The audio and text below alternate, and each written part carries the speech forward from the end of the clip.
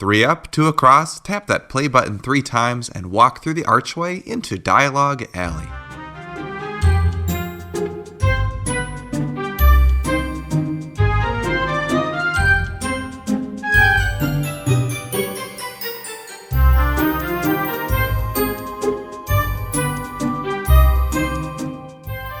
Hello, and welcome to Dialogue Alley, a podcast all about Harry Potter books, book translations, and all other things magical. I'm Erik. I'm Carly.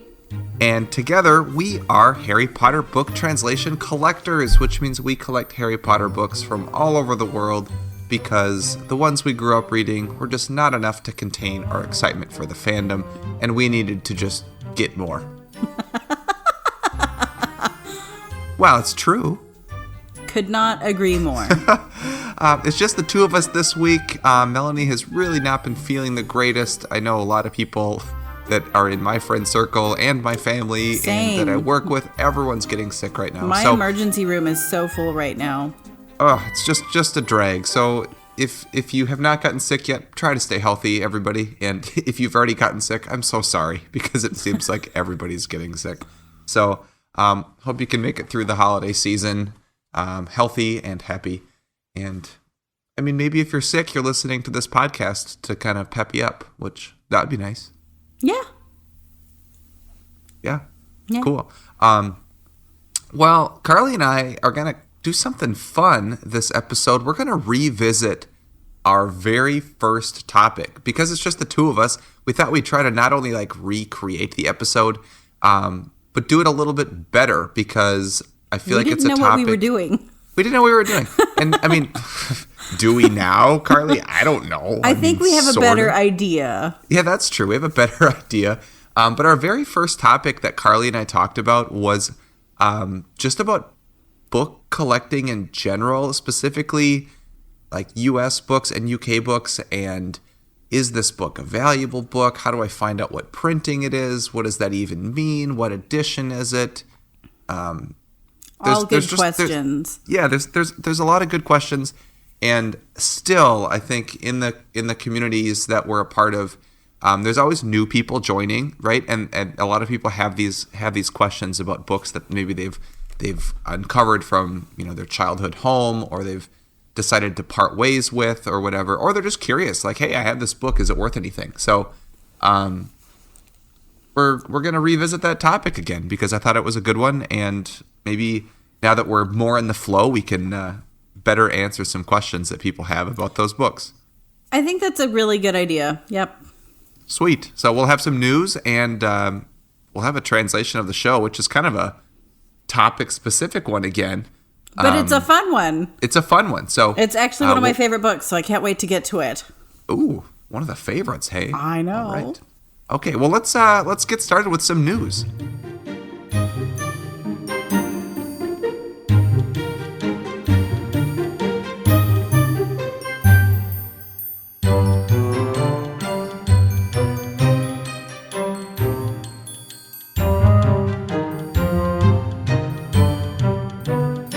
I'm so excited about this news, Erik. And I know you don't really collect, book twos of translations, but this is going to be a really cool translation, I'm pretty sure. It is the Maori translation of book 2. Harrison, our wonderful Harrison, was listening to a news thing, and they were talking about how they're going to be translating the Maori, the Auckland Trust is going to be translating book 2 into awesome. Maori. Well, book 1, whether or not I collect book 2s, book 1 had unique cover art, so book 2 should also. Book 2 should also, and I know we've talked about this before. The fact that like they're translating books into Maori, I feel like the more people that buy them, the more, I don't know, they will make more books in these languages. And I'm always kind of torn. I'm hoping. So what I don't want is that, and I'm afraid it will happen to some degree, is that, book 1 is what most collectors collect.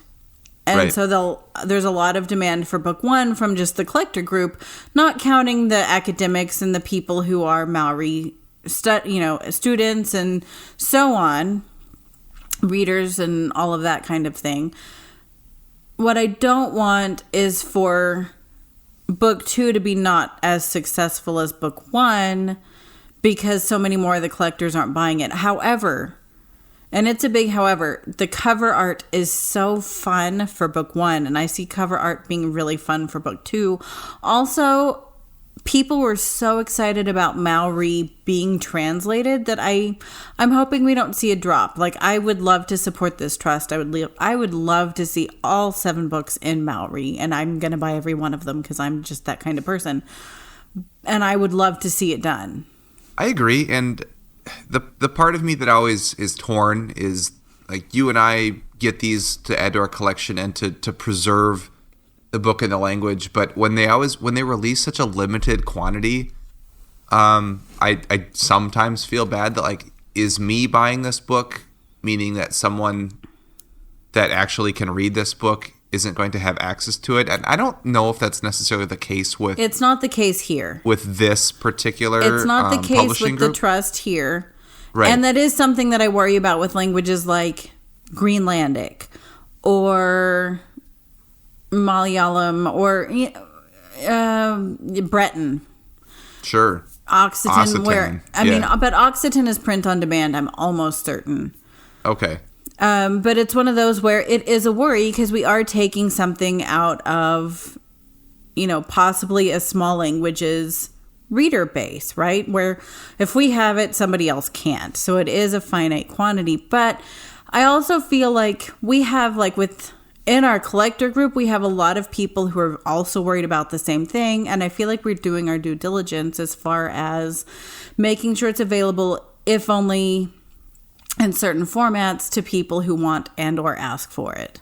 Right. Well, and as soon as the translation happens, we've all discussed within our translation collecting community, more often than not, especially with newer translations, there is a digital version or yes, an e-reader version. I guess that's the same thing, as well as a physical book in a library somewhere, right? Like that book now exists. There are copies in a library. Like if you look at like you mentioned Brenton, like there's got to be a library where a high percentage of speakers of that language live that has copies of those books in that language. So they're still accessible, and I like they're never going to get rid of the Greenlandic book in the library in Greenland. No, the Nook Library has the only hardcover version of this book, and it's going nowhere.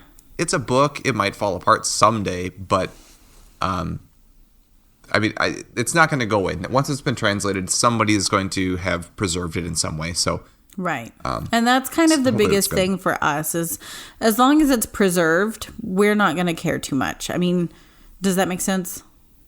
Yeah, that makes sense. Yeah, like we want to make sure that the speakers of the languages have access to it because at the end of the day, that's why the book was made.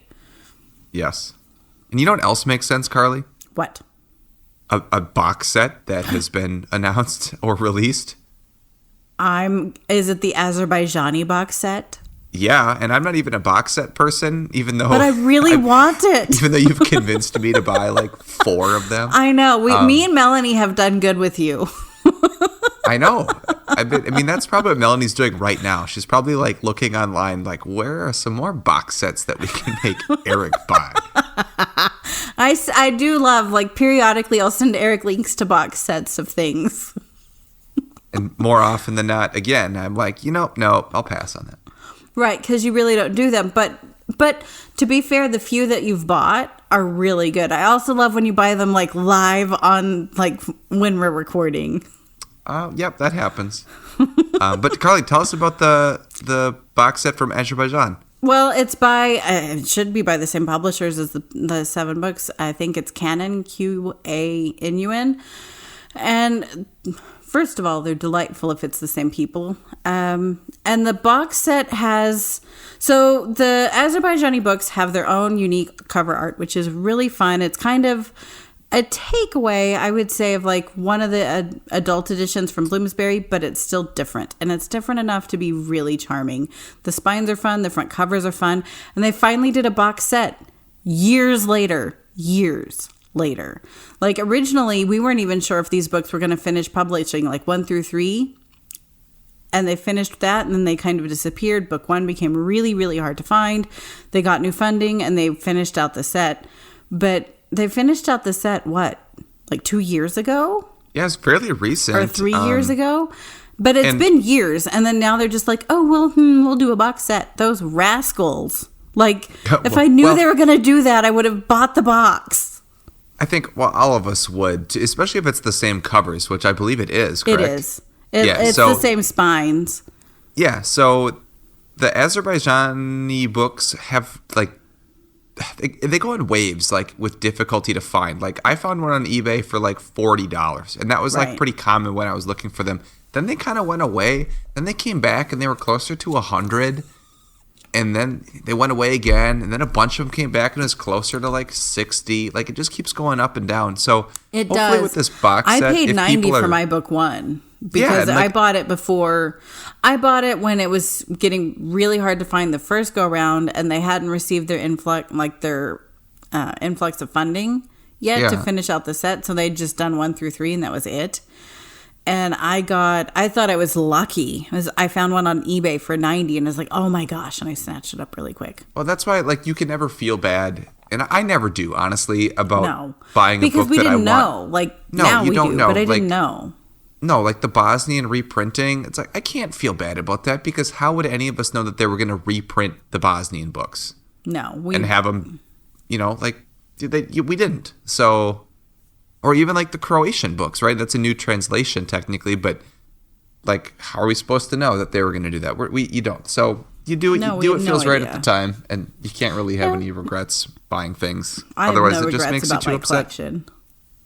No, I don't either. But yeah, so the box set is really awesome. We will, of course, have pictures up on our socials. Yes, and can you buy that now? I think so. I don't actually know. I don't read Azerbaijani. The pictures I've seen seem to be from... But I think they're from people's houses. Yeah. They don't look to be professional. Right. So maybe it's available. Hopefully, this will be an easier way to get those books from Azerbaijan. So... Yeah, and if people want those publishers, the publisher themselves are actually really, really nice. Harrison had a run-in with them when we were trying to do the Book That Lives project, and they were delightful.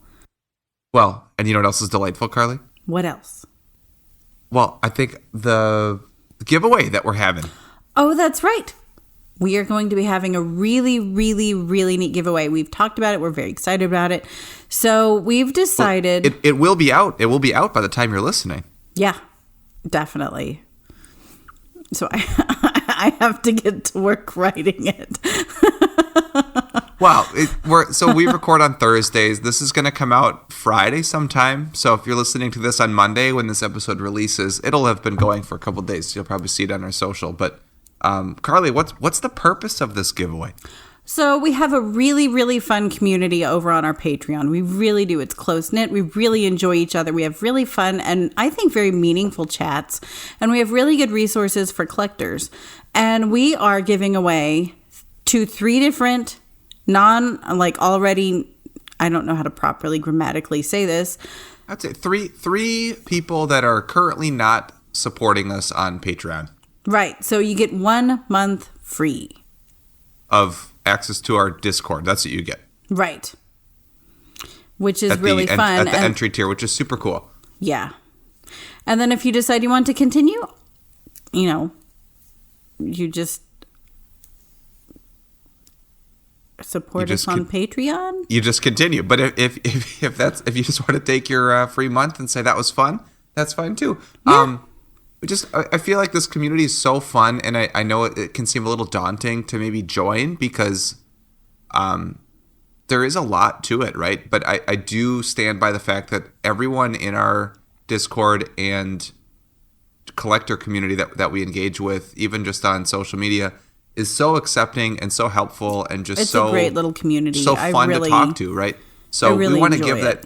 So this holiday season, that's what we want to give away. We want to give away the gift of community to 3 people to just kind of engage with in that Discord space. So hopefully you check it out. And what is so cool, and I'm going to throw this in there, what is so cool about our Discord is that whether you're a novice collector, brand new collector, or you've been in it for a while, there's something for everybody, right? We've got resources. exactly. We've got wonderful chats. There's something for literally everybody there. And I can't see anybody being disappointed. No, I can't. And if that's something you don't want to do, don't enter the giveaway. Right. And speaking of our Discord, we had a very successful Secret Santa on our Discord. We did. We did. And what was so neat is that we didn't, if you didn't want to join, you didn't have to join. But if you wanted to join, you absolutely could. And everybody had fun. We had a meeting time where we all got together. We got on our Discord, video chat. And we all were just chatting with each other for about 20, 25 minutes, maybe about what, who got what for each other. And just kind of chatting about how much fun it was. It was fun. Well, and again, that's not everyone in the Discord participate. I didn't participate, but I know you and Melanie did. We did. And it's super fun. So even within the Discord, it's not like you have to feel pressured to participate in everything. No. But there's, like you said, there's fun things for everyone. Everyone that likes Harry Potter, there's something fun waiting for you in the Discord. Yeah. So it was delightful. Keep your eyes peeled to our social medias, and we will give you information about how to enter this giveaway. Which we're excited about. I'm excited about. Yeah, me too. I think more people. One of the reasons I really enjoy what we do is I love talking to people, new people I've known for a while. I just love talking to people. I like imparting knowledge and learning new things, and I feel like with each new person that joins the Discord, we have the opportunity to do those things.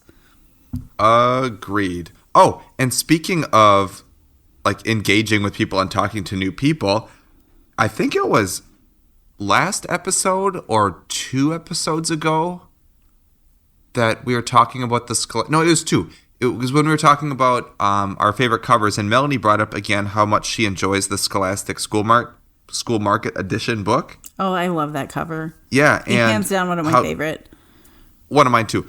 And Melanie kind of gave that finding tip about looking for that book with in lots of books. So if someone's selling books, that's how I got mine. Honestly, was in a lot.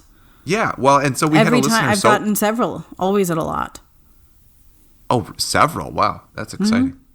So we did have a listener who's been listening to the show for a while, Sophie. She reached out and just let us know that, hey, heard that advice that Melanie gave, and I started looking for lots. I don't know if it was on Facebook Marketplace or Craigslist. I can't remember which one she got it on. I think it was eBay.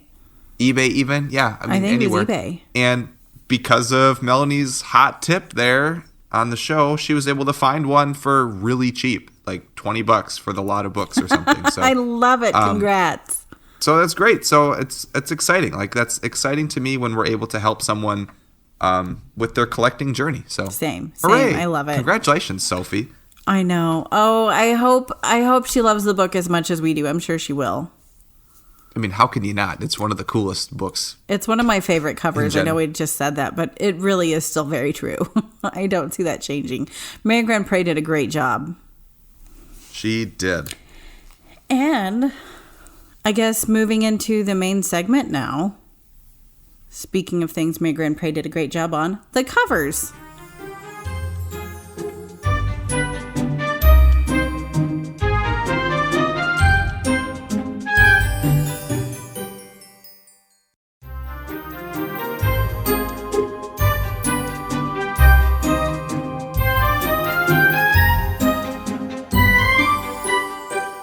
It's a bad segue, guys. I'm sorry. Well, we'll take your segue. That's just fine. I feel like it needs a dad joke, ba-dum-bum. It's okay. All right. Well, for the main segment tonight, Carly and I are using the time turner, and we're going all the way back to episode 2, which was actually the first topic that we talked about, which is first prints, first editions, book club editions of books, essentially how to find out what you have. If you're looking at a U.S. book or a U.K. book specifically, those are the two kind of books we're talking about. This works for Canadian books too, or Australian books, but we are most familiar with American books and books from the U.K. But we're really excited to kind of revisit this topic because I feel like the more people that are getting into this collector market, or more people that just are curious to what books they have, it leads to more questions, and it leads to, again, like you mentioned about kind of fake signatures and stuff on eBay. It leads to people listing things on eBay that are definitely not worth a lot of money, but people see the listing and think that it probably is worth a lot of money, so they spend a lot of money on it. And I mean, I did mention this on one of the groups that we're a part of, that there is responsibility on the buyer too, right? To kind of check out what's for sale and maybe what it's worth. But at the same time, it really rubs me the wrong way when people are selling things that are really not worth that much money. But then people pay for them, so it kind of validates the price that. But it's one of those that the market will bear what it will bear. But at the same time, if the buyer and or the seller are the ones making the mistake, the market really isn't bearing it, though. Right. I mean, it is, but it's not being truthful.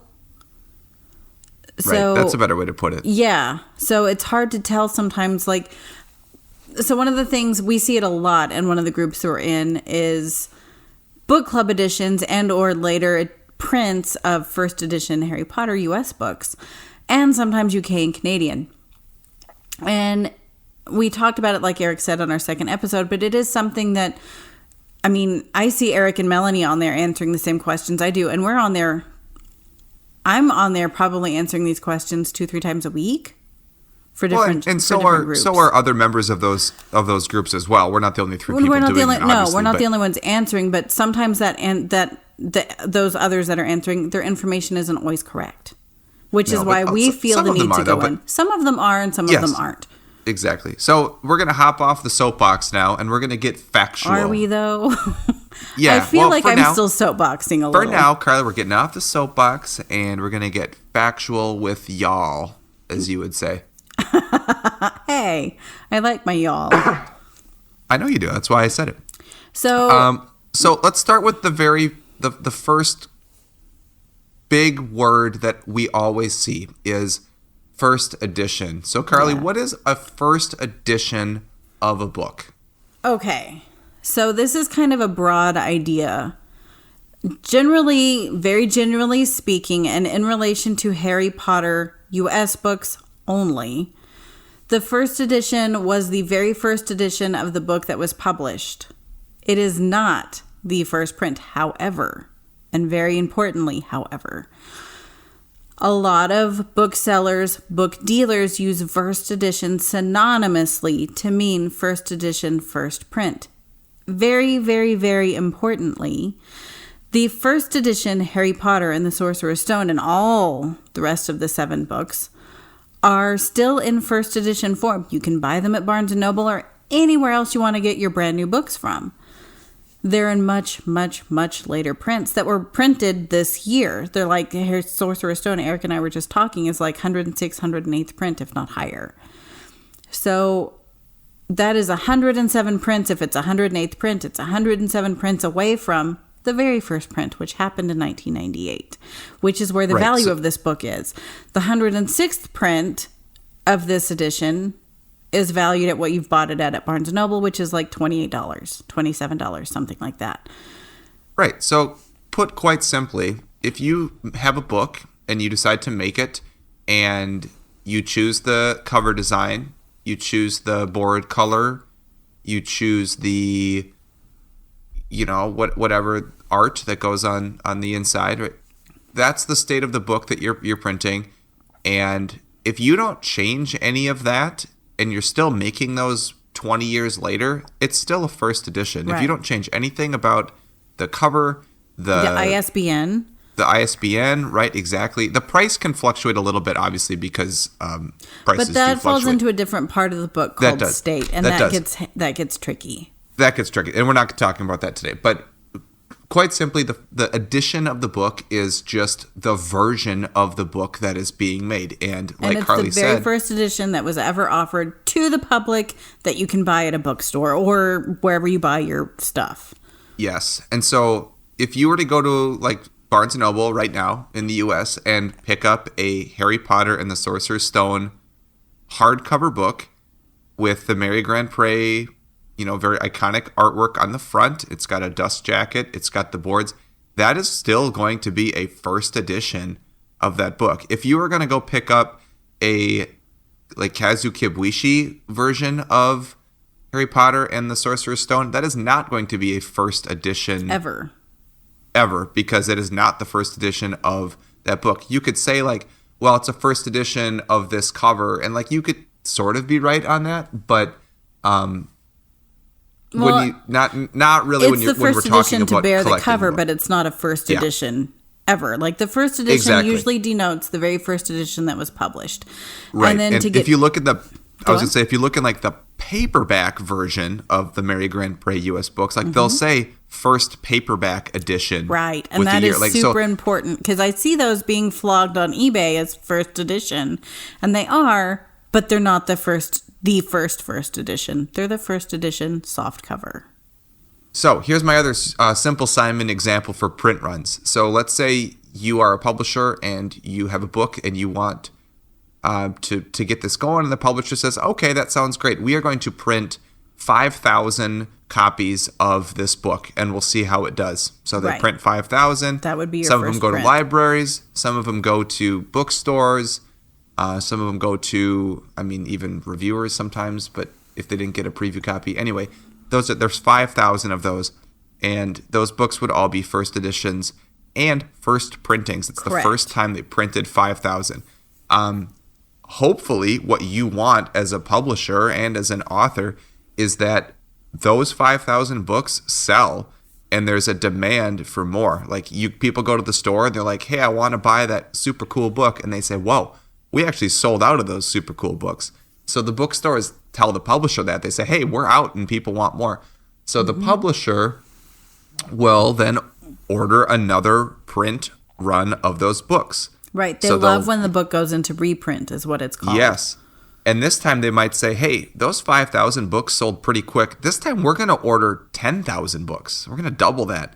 And this then becomes the second print run. So if everything's unchanged, right, the cover's the same, the picture's the same, the dust jacket's the same, everything's the same. The text is the same, ISBN is the same. There can be some small changes. Yeah, but overall, more or less the book is the same, content. And they're printing 10,000 more. Those are all second prints. Let's say all 10,000 of those sell out. They're edition. Whoa, we need 30,000. This is crazy. I can't believe how successful this is. Then they print a third print run with more, keeping the book the same. So those are first edition, third printing. And in so Carly's example of the most recent printings of the Sorcerer's Stone books with the Mary Grand Pré art, people keep buying them, so they keep printing more of them. It's not like, eventually they stop and you're like, well, yeah, let's change it up drastically. People aren't interested. There is still a really high demand for people going to the store and buying a brand new Harry Potter book with the original Mary Grand Pré artwork for books 1 through 7. Yeah, that's still a thing. People are looking for that. So Scholastic is still publishing more of those books. They're still printing more of that first edition book. Right. And they're still selling them at the Orlando. I know for sure Orlando. Yeah. You can buy them with the stamp. Yeah. Yep. That's on my list of things to buy when I go in January. Oh, so I don't have one of those yet. Yep. I get to get one of those. The last time me, Peter, and Melanie were all in Orlando. I think it was for Melanie's bachelorette party. And we all three signed. It was a 100th print. And we all three signed it. And I thought, it's in my shelf. It's really fun. It's one of my actually most important books in my whole collection because it's just so sentimentally valuable. Oh, that is super fun. Yeah. We need to get you in there too, Dow. I know. I know. Someday. Hope so. Hopefully someday. So I think that explains printing pretty well. How did I do on that? I think you did a really good job. Okay. So then you're going to take over to determine how to find out what printing of a book you have. And there's a key thing called the number line, and Carly's going to tell you all about the number line to find out what print of a book that you have. So the number line, and I know this is very dry material, but it is very important because this is how you find out if your book is valuable. And like Erik and I have been saying, these are questions that we answer all the time in different Facebook groups, and we don't mind. We actually don't. But part of what we're trying to do is give you the information that you need so you can do it on your own. And so that you can learn how to do it and answer questions for other people too. Bingo. Bingo. This is and a the topic more people that, know, the better. Yeah, I don't think this is a topic where there need to be like quote unquote experts, because I'm surely not, right? I just know how to answer these 4 questions that we're answering, and right. I can tell you what edition and what printing of a book you have, and that's not a wizardry skill. Like, are you sure? I'm sure it's pretty easy to do. That's why we're teaching you how to do it. So Carly, tell us about the number line. So the number line, if you look at your first edition, any edition really, of your U.S. Scholastic published books, you'll look at the very bottom of the page and you'll see like a number line. It's a line of numbers, literally. It's true to the name. And then you'll see like more numbers with like dashes, or not dashes, but I forget what they're called. You know, like the slash marks that go from right to left, down. That's a slash? Yeah, okay. So you'll see like numbers with the slashes, and then under that you'll see printed in the USA, space, space, space, number, first American edition, October 1998. Yep. Because that's when the very first edition was actually published in Scholastic terms. So the number line is what tells us what print the book is.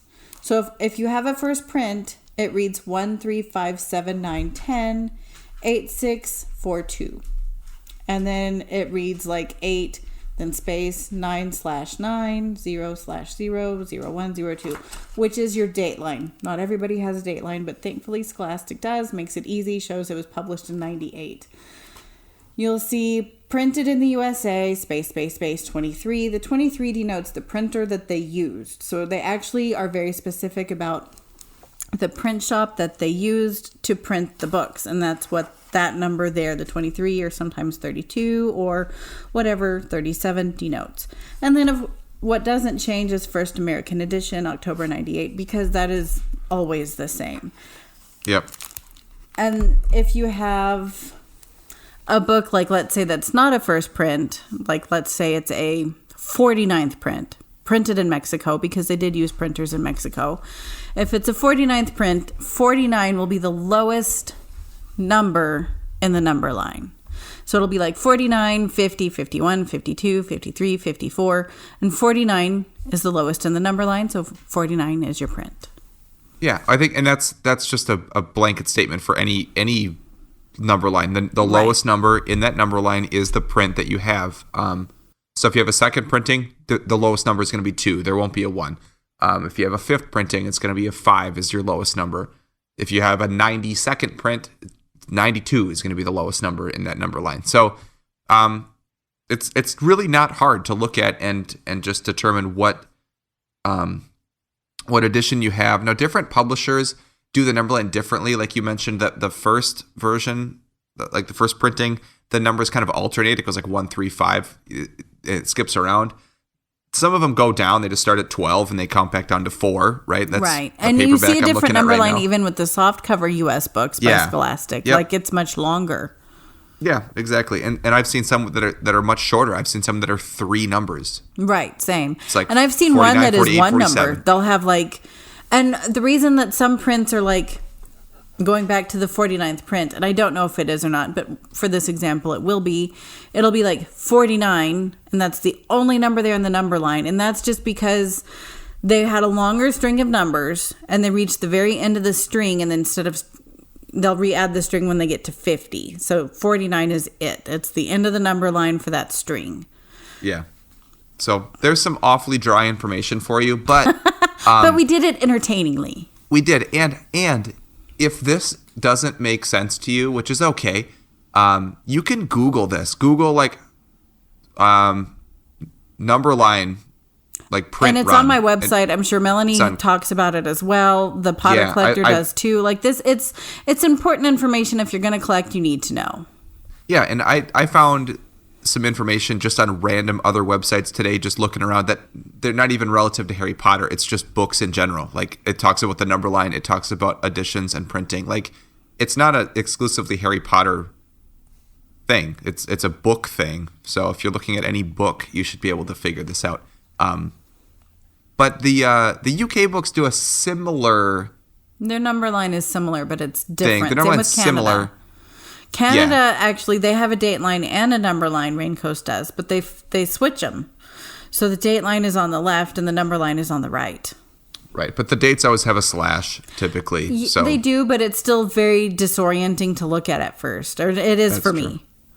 Well, okay. So now I know how to disorient you. I'll just show you a Canadian number line and date line from a copyright page. I also think it's very super important that we have to say that just because the book has the full number line, though, doesn't mean it's a first edition.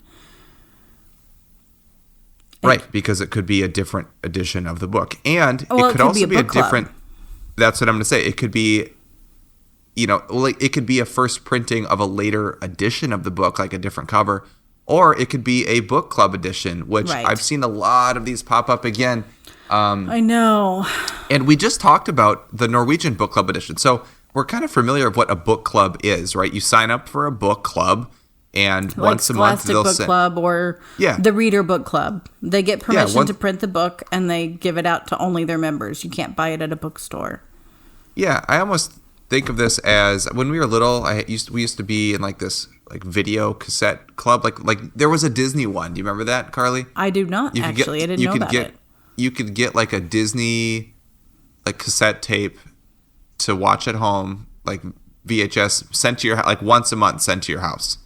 So it's like a similar thing, like a book club. Yeah, it's like you sign up for a book club, and once a month Scholastic will send you like a hot new book that you should probably read. And that's not going to be the version that you go to the store and buy because, they're using cheaper materials. They're just getting it in more hands, as many hands as possible. And it's not like they cut corners on it, but it's just not made. It's cheaper made.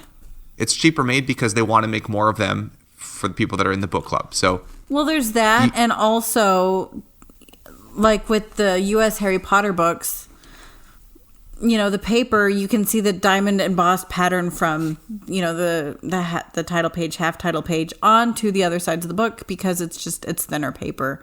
It's cheaper paper. It's lighter paper. So the books don't tend to be as hefty. And the boards are different colors. Like there's enough distinguishing marks. You can check, book clubs don't have prices on the dust jackets because they were never sold to the open market. So they didn't need the prices. They don't have the back barcodes for the same reason. They didn't need the pricing. So those are also missing. Yeah. So you can't necessarily learn everything about a book just by looking at the copyright page, even though you can learn a lot, right? You can learn the edition, you can learn the printing, you can find the number line. But in the case of Harry Potter books, you really do want you want that whole picture. You want what color are the boards? If nothing else, you need to know what color the boards are, what the jacket feels like, and that'll tell you if you have a book club edition or not. Because book clubs tend to be valued at about what the readability is. So $20 or less for most book clubs. There's a few that sell for higher. I'm pretty sure one sells for higher because people mistake it for a first print. And the other actually is worth what it's selling for.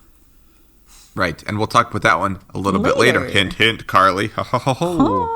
Ho, ho. So we've answered some questions. Let's get to probably what people want to know, right, is which editions or printings of books in the U.S., or we could even mention some of the U.K. books, but let's start with the U.S. books, are actually valuable? Well, that's a broad term, but the most valuable of the U.S. books, with a few exceptions, which is actually part of our tots, is the first edition, first print. And this takes out signed books altogether. If the book is signed, we're not talking about signed books. We're just talking about the book itself. Right. So we're just looking at the actual book itself, first print, first edition of the trade edition. Trade meaning it has a price on it. So it was for trade, for money, for barter. And that is that's the one that collectors want. That's the one that has the value. Later prints of the first edition are valued less, especially like with Harry Potter, where things noticeably changed pretty quickly on, by some fourth prints, fifth prints for sure. We have different, slightly different states of the jacket, right?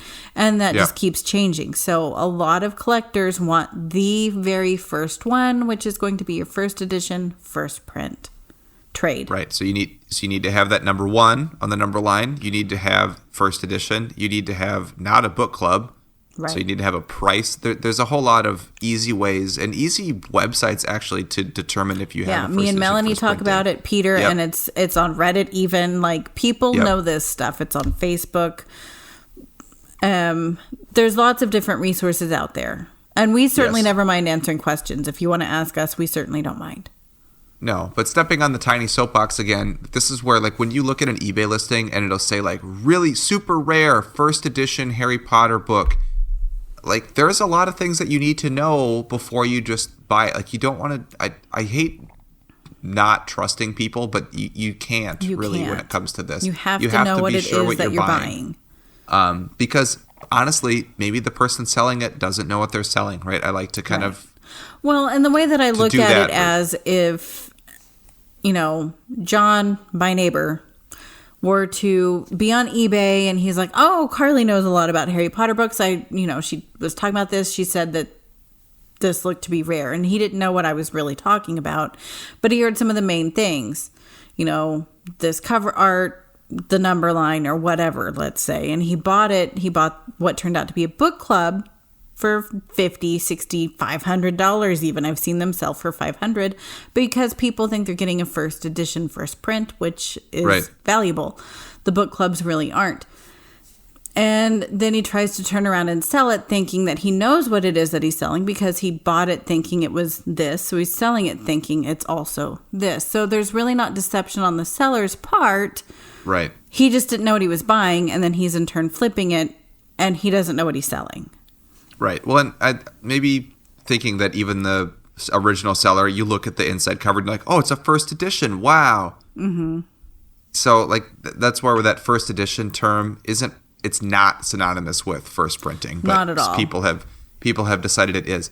And I think, Carly, after that first edition, first printing of the Sorcerer's Stone, the value really drops off pretty steep with U.S. books because, like we mentioned, with the print run, right? Like, let's say book 1 of any book has 5,000 people buy it. They print 30,000. More people buy it. They print 50,000. Mm-hmm. And then the sequel comes out. They're like, whoa, we had to keep reprinting that first one. People are going to want to buy the second one. We're going to start at 100,000 for this one. And it just keeps going up. There are literally millions of these first edition Sorcerer's Stone books.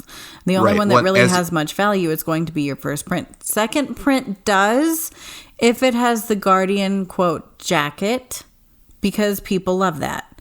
And they should. Yes. It's a really fun jacket. Oh, yeah. But, I mean, even the seconds, comparatively, unsigned, and in fine, you're maybe looking at $300, $500. Really tops. And I wouldn't pay, me personally, I wouldn't pay more than $300 for a second print. But then you get to, like, Chamber of Secrets books, Carly. It drops off tremendously. Maybe even a first edition, first printing, like, $60? I would say $70 to $100 unsigned, depending on condition. And there are arguably 3 states of the first print Chamber of Secrets, and that also muddies value. But the first state, first print, first edition, which is the one most people know about, that is going to be, I would say, maybe $100, completely fine, pretty much unread, and pretty much brand new. And you can still find them for cheaper, like Erik said. And then we get to Azkaban. Maybe 50. And it drops off even more, maybe 50. Then we get to Goblet of Fire, Carly. I sell them for 20. This is where if you have a Goblet of Fire book from your childhood and you remember, like, waiting for this book to come out and you got one when it did, it's probably a first edition, first printing because, like, millions of people were waiting for this book to come out at that point. It was such an anticipated release of a book, and they printed so many of them, and it only got more, right? When Order of the Phoenix came out, even more were released at the midnight release. Same with Half-Blood Prince. By the time we got to Deathly Hallows, it was insane. It seemed like everyone and their mail person was, like, just on pins and needles to find out what happened. They printed tons of these. So, like, I think something like millions, 12 million, I think, first print. Oh, yeah. I was going to say, like, most of the time when I pick up a Deathly Hallows hardcover that's, like, at someone's house, it's a first edition, first printing.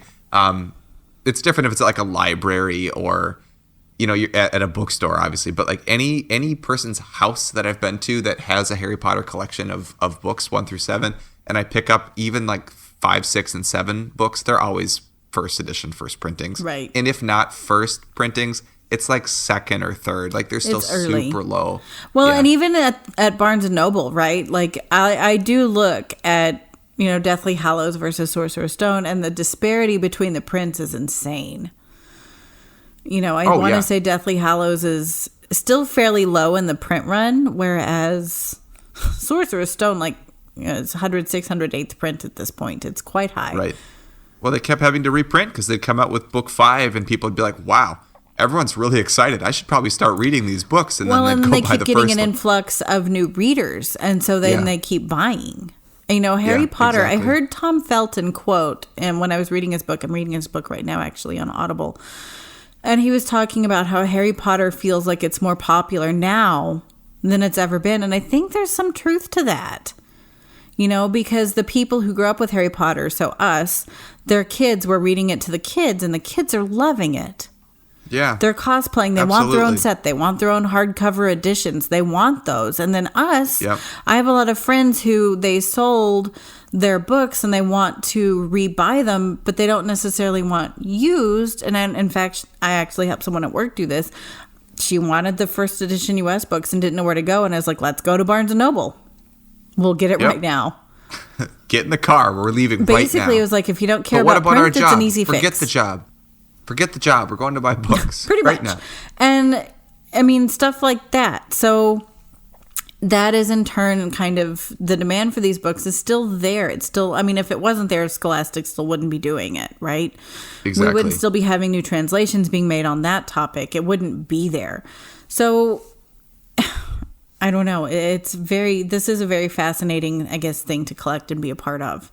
It is. It's super cool, which is, it's still like a living, breathing thing. It's not like you're collecting an antiquated thing that ceases to exist. It's still, they're coming out with these books. They're still making them. People are still buying them. There's still a theme park with these so many attractions people that people are going to, right? It's amazing. And multiple theme parks at that. Oh, yeah, exactly. I think we should leave it kind of at U.S. books for now. I mean, we could talk about UK books, but if we add any more in, it gets to be too broad. I like this topic of just sticking with U.S. Although, I think the one thing we can say about any of the versions of any of these books from Canada, from Australia, from the UK, is that the later the release of the book, the less valuable it's going to be. Just like a Half-Blood Prince Bloomsbury book, first edition, first printing, same thing with the US one. It's not going to be worth a lot of money because they made so many of them. No, they sell for like £5, if not less. You can find them in the car boot shops. So because the the first 3 books came out a lot sooner in the UK than it did here, like there is more value to those, I think, than the American books. So that's why I think the UK books would be a good topic for another time, just about value, because the value is a lot higher for those earlier printings of the earlier books. But a Deathly Hallows UK book is pretty easy to find. And we're not trying to take away from, if you enjoy your books, we want you to enjoy your books. We're not trying to take away the sentimental value, but we are trying to add or shed light on where people get confused as far as monetary value, and I think that needs to be said. Yeah. Well, and like I've mentioned a bunch of times, I'm never selling any of the books that I had from my childhood. Me personally, no, your books are really worn, and I love them. The value is so high for me because they were my books, right? But there are people that inherit books or whatever that want to sell them, and I think it is worth knowing. And like Carly said, we're not trying to disappoint anybody. We're just trying to state facts because, and we've seen we've seen a lot of influx of these questions lately. So I think there's still a need for this information. Yeah, we're just trying to make sure that people can make informed decisions or informed I don't know. Informed buying decisions, informed selling decisions, and we've said, we don't mind answering questions, and we certainly do on different Facebook groups and different other forums. We all do, the three of us do, but we can't always see what you're asking, and we can't always, if we answer your question late, you may miss a great deal on eBay, or you may overpay on eBay or whatever other e-commerce forum. So we're just trying to leave you with as much information as possible. Yes. And with that, let's move on to our translation of the show, which I'm super excited about.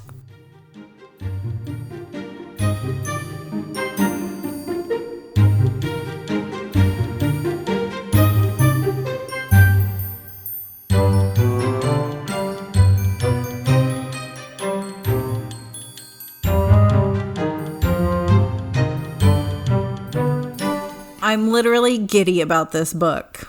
I can feel the giddiness through the phone here. I am. Like, this is up there with like Asturian as far as my other translations go. Like, I love this book. This was a book that was super high on my list, and I actually this copy that I have now, which is pretty much near fine, I only got a year and a half ago, like right before I moved out of San Antonio. Like right before I moved. Oh, wow. Yeah.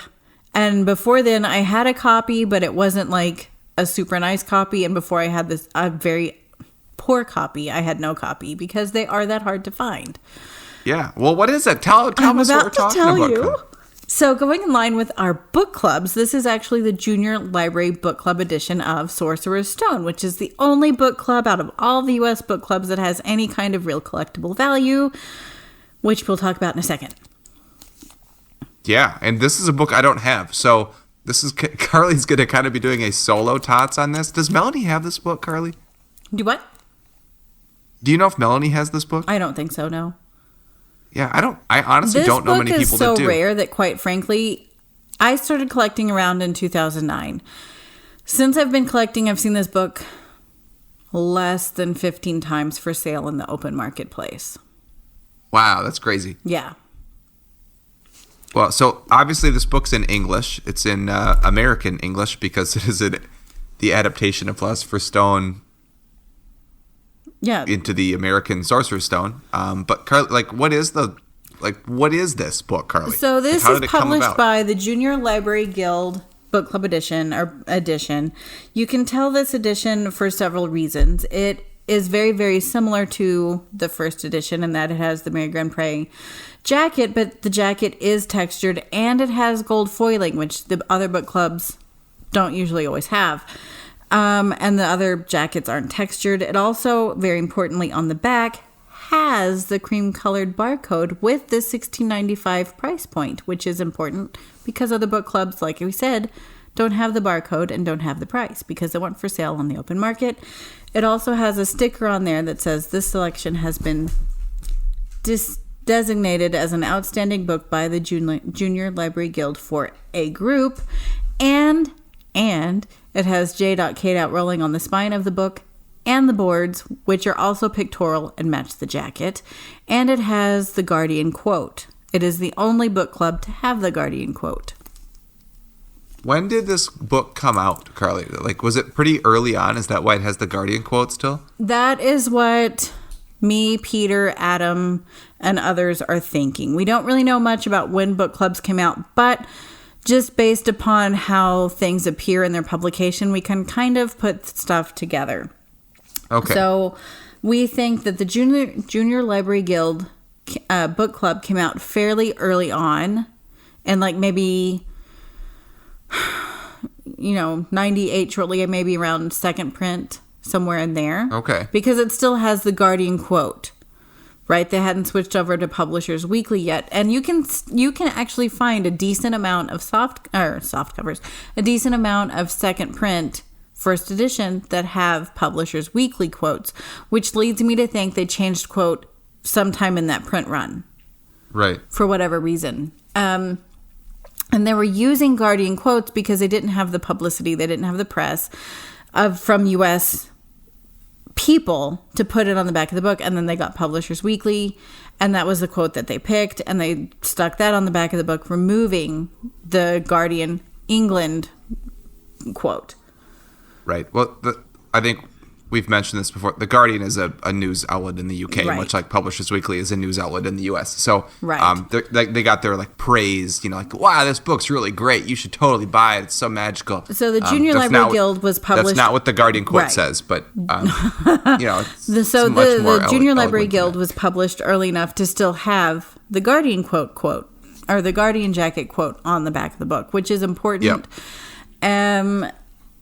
It is one of the things that people love about the Junior Library Guild edition, and it is still very much a book club edition. It does not have the turquoise flaps that you see in the trade editions of Sorcerer's Stone, but it is still it's actually a very well bound book. The paper is very nice. It's thicker than the other book clubs, and I don't think you can see the checkerboards from the title or half title page. You can't.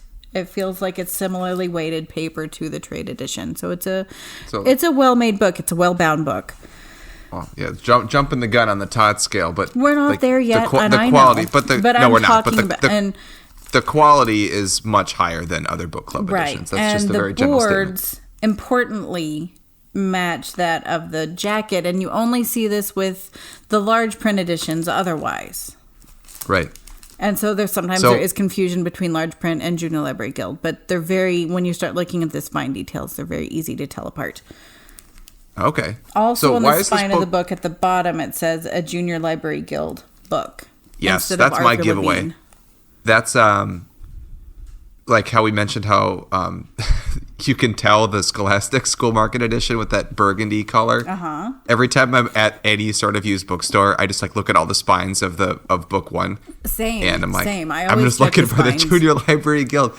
And of course, if there's any spine without a number 1 on the side too, I always like pop it out to be like, oh, is that a first edition? No, it's you never know. Printed. You never know. I always look, but that Junior Library Guild one, it's like, bam, you can tell right away if it's on the spine. Yeah. So Carly, why is this book so like much? Why is it such a high value? Like, where does the value come from in this? So it's odd because it's a book club, and book clubs aren't super highly valued, with the exception of this one. Like I said, I think part of the value comes from, it always comes from demand. To put it simply, a lot of collectors, even back when I started in 2009, a lot of collectors were wanting a copy of this Junior Library Guild book. And I remember it being a hot topic in some of the forums I was in, and some of the collectors I was talking to, including Peter, and some of the other people. They wanted this book, and it was super hard to find. It was, I would say, just to put it into translation terms, I would say it's like a big 6, right? Malayalam, Australian, Nepali, and so on. Yeah. It just doesn't usually show. And if they did, they usually weren't in very good condition. They'd been well read, and given who they were distributed to, it made sense. A lot of the times the jackets were gone, the books themselves were beat up. Sometimes you could find them at library sales, but worse for wear, right? Okay. And like I said, I've seen maybe 15 since I've been collecting in 2009, and that includes all the beat up ones I was just talking about. They just don't show. So I think that feeds demand for it, especially your finer copies. The one that I'm actually going to be discussing right now is in fine condition. Adam, who we've had on our show, I was actually at work and I get a message, and he sends this link, and he's like, you need to buy this book. Like right now, you need to buy this book. So I put everything down. I was actually talking to a client who is also a friend of mine, and was like, you need to wait. Sorry, book business. Book business going on. And I look at the link, and it was this beautiful, fine copy of this Junior Library Guild Sorcerer's Stone. And there's one up on eBay right now, and it's been there for a bit, but it's not in the best of condition, and people are iffy on the value of it, and I don't blame them.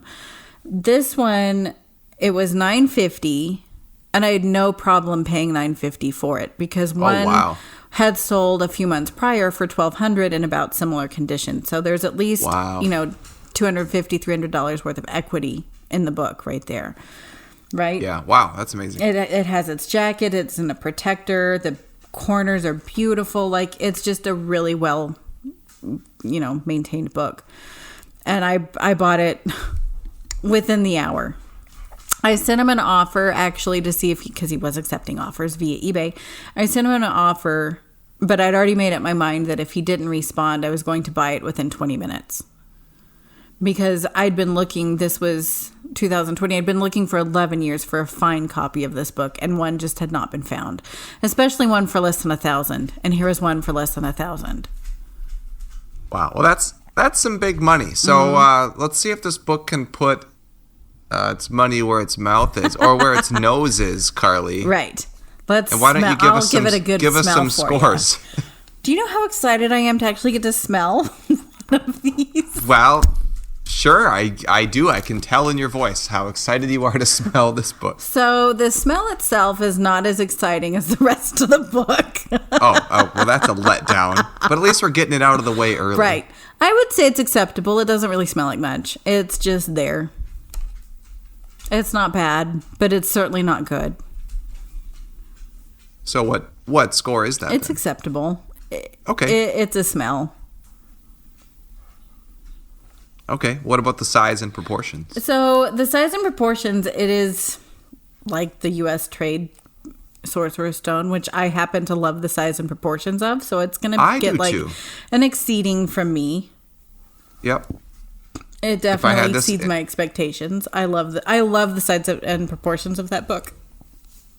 Awesome. Yeah, I love the American size and proportions. So I do. don't have I love how big it is. Like, I feel like when I was first telling my friends about Harry Potter, is like, you want a book? Here is a book. And it like was bigger than anything else they were reading, and just by size alone, right? And so that by far made it the best. Absolutely. So you're giving it an E for size and proportions? It's an E. Okay. How about the feel, Carly? How does it feel in your hand? I love this book. I love the textured jacket. I like that it's about the same width as the trade edition. I'm going to give it probably an O. I love this book. Wow. I love everything about this book. Well, then that's an O. Yeah. That's amazing. Well, and so how about the quality then? I know you said it was better than the other book club editions, but does it I love the quality of this book. Does it compare to the trade edition? Yeah, I would say it's very similar. I had a JLG, or Junior Library Guild Junior Library Guild edition. I'm talking too quickly because I'm so excited. You're just mesmerized by this book. I love this book, you guys. I really do. So I had a JLG that one of my collector friends found at a used bookshop in Chicago for like something like $10. And I know that because he sent me a picture of the book with the price on it, and then he sold it to me for $300. And it was in poor condition, to give you an idea of condition that I paid $300 for. No jacket. The boards were very, very dinged up, very dented, very rounded.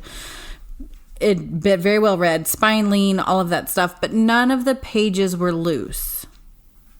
Okay. So I mean, it looked like it had been removed from at least a classroom library, if not a small school library, and they just didn't have cards, because it had been very well read many times over. And I kind of like that. It adds to the charm of the book.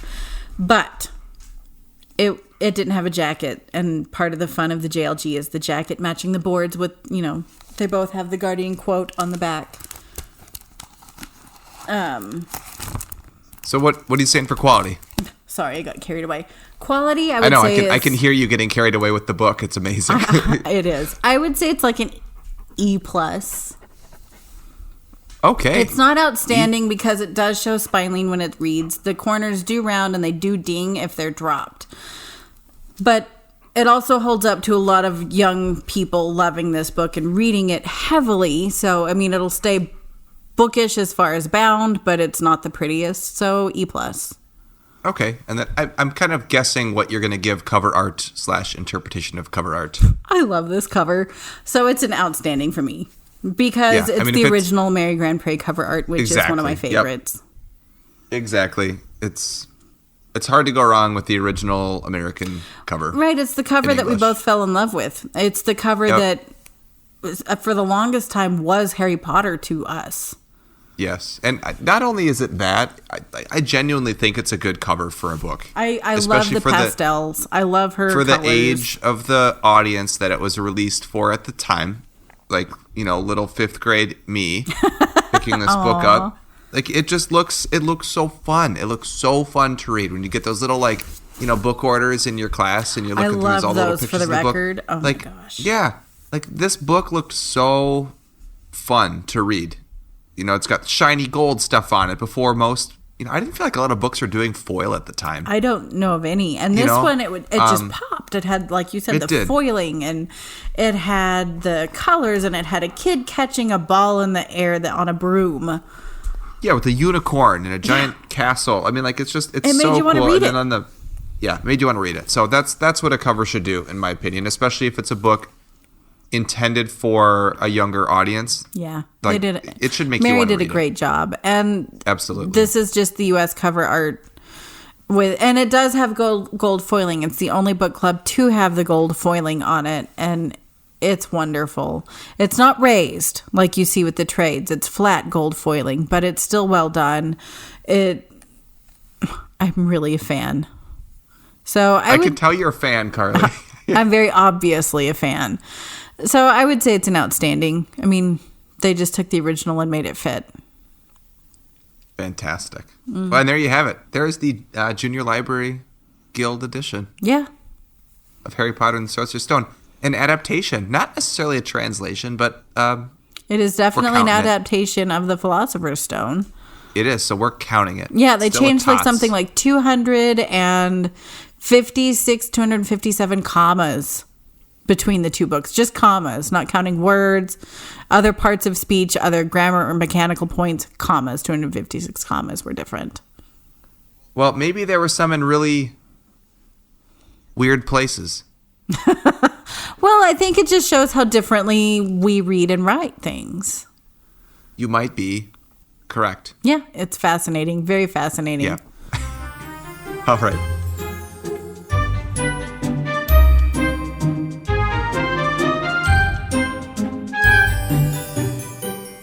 Okay, everybody. So that is all the time we have today. Thank you so much for joining us on Dialogue Alley. Sorry if this was like a Professor Bin's History of Magic class for you. I had fun, though. I enjoyed our topic. You fell asleep. But if you fell asleep, well, at least we put something out in the universe that you can listen to help yourself go to sleep at night if you're in need of something.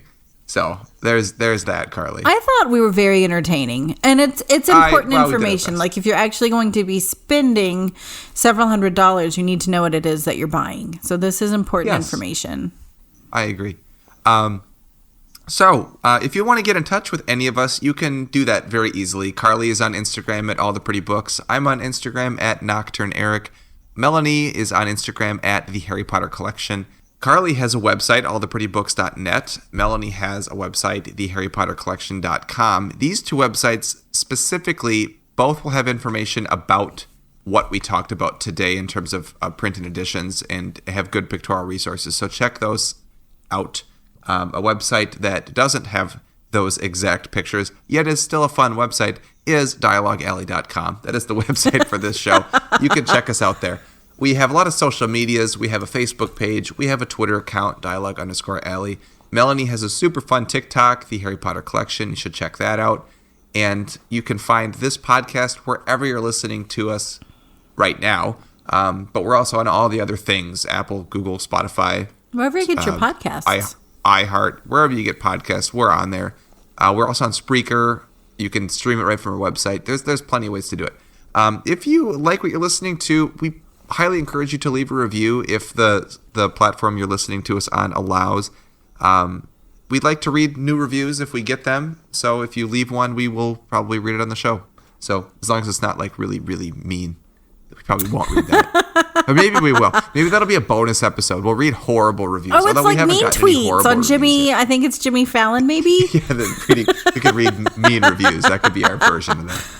I'll make the sad faces and do it. It'll be fun. It is fun. Another place you can find us is on MuggleNet. Dialogue Alley is part of the MuggleNet family of podcasts. We are so happy to be in that family of podcasts, and MuggleNet has really given us a lot of opportunities to expand our show. So if you listen to the last episode with Stan Yanevsky, that was because of MuggleNet. So delightful. So I can't wait to see what more things we have in store for all of you wonderful people because of our new partnership with them. So I'm just really, really excited. So go check out other things on MuggleNet. They have lots of great articles. They have lots of great podcasts about other Harry Potter related things.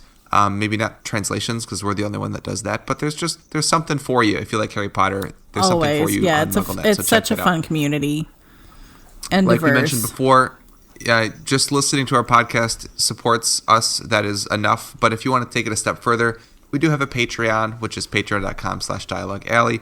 For a small monthly fee, you can choose to, give us a little something that helps us make this show even better for you. And it also gives you access to our Discord. So, like we mentioned, with our giveaway that's going on right now for about the next week, if you are kind of hesitant to enter that giveaway, you get, maybe a chance to win a free month of access to that Discord just to see what it's all about. You're not locked in. Like, I did have someone message me, like, am I locked into this if I, like, sign up? No, you can sign up, and if after a month you're like, I don't like this, that's fine. You just stop. That's cool. We're not gonna disown you or anything. Maybe it's not your jam, and that's totally fine. Exactly. So, whatever. But with all of that being said, Carly, thank you for being here today with me. Ditto. I had so much fun. Yeah, have a great holiday season, and all of you listeners have a great holiday season. And now it is time to walk back through the archway and into all of our daily lives, and we will catch you next time on Dialogue Alley. Thanks, everybody. Good night. Bye. See ya.